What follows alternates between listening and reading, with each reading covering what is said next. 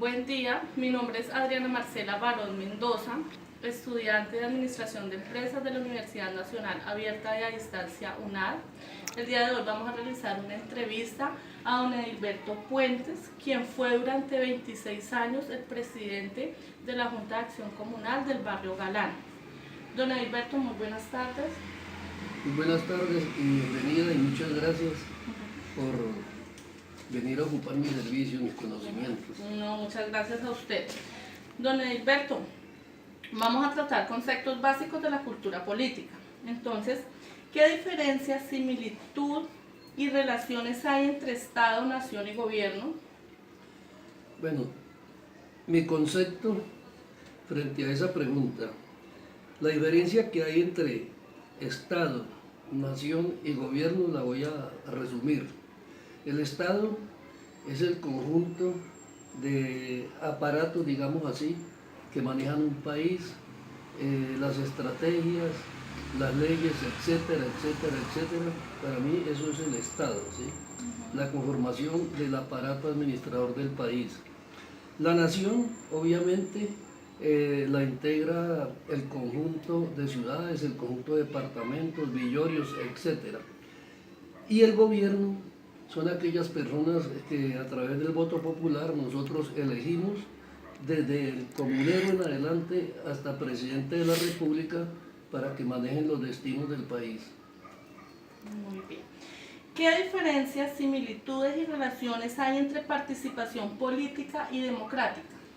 Bueno, la democracia es una puerta abierta, es un circo inmenso, donde caben todos los conceptos, caben todas las opiniones, caben todas las personas cuando ejercen su derecho.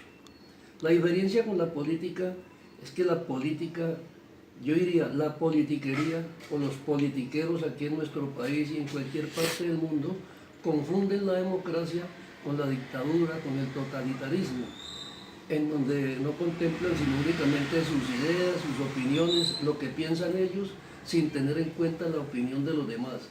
La verdadera democracia recoge todos los conceptos y avala los mejores. ¿Cómo define política?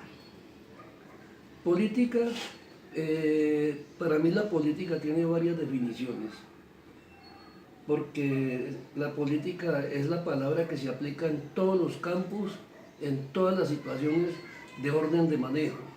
Me explico. En el campo, por ejemplo, en el campo comercial, digamos una política de precios, una política de rebajas, una política de aumentos, etcétera, etcétera, etcétera, ¿sí? En el campo de la cultura, ¿sí? Una política de aprendizaje, una política de enseñanza, una política de difusión. En el campo político ya partidista es la concentración de determinadas opiniones en grupos, ¿sí? Por números de ciudadanos o por partidos o movimientos o agrupaciones que tengan personería jurídica, que participan organizadamente en todos los eventos de carácter eleccionario. Para mí eso es lo que considero como política. ¿Y cuál es la diferencia entre la política y lo político? La política, en la parte filosófica, en la parte estructural, es, digamos, la estrategia que busca una opinión, que busca un consenso, que busca de pronto tratar de llegar a una meta que se propone un equipo, una persona, una empresa, un gobierno. En cuanto a lo político, es, digamos, ya es costumbre y todos lo sabemos, lo político, hablando en términos partidistas, es de pronto el apetito por un color, por unas ideas, ¿sí? Por un programa que escoge un ciudadano. Para mí eso es lo político, ¿sí? Y su comportamiento dentro de las normas, porque si no se porta dentro de las normas, para mí es politiquería. ¿Qué elementos componen la cultura política? La cultura política, para mi concepto y a mi manera de entender, lo componen varios elementos, numerosísimos. Primero, ¿sí?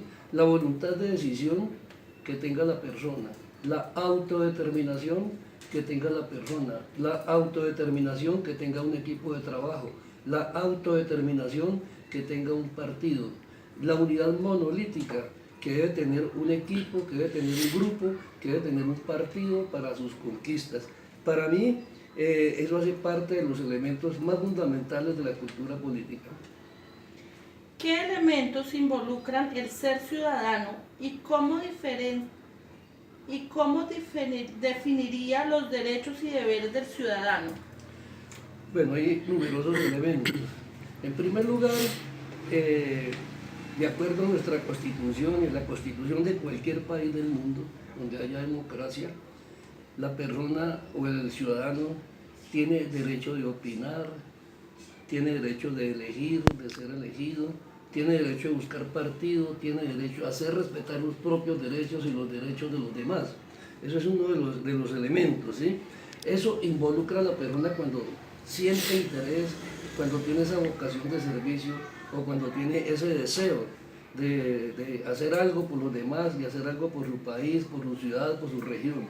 Para mí, eso es lo que involucra a las personas. Bueno, Alberto, muchísimas gracias por tu tiempo y ¿No era más? no era más.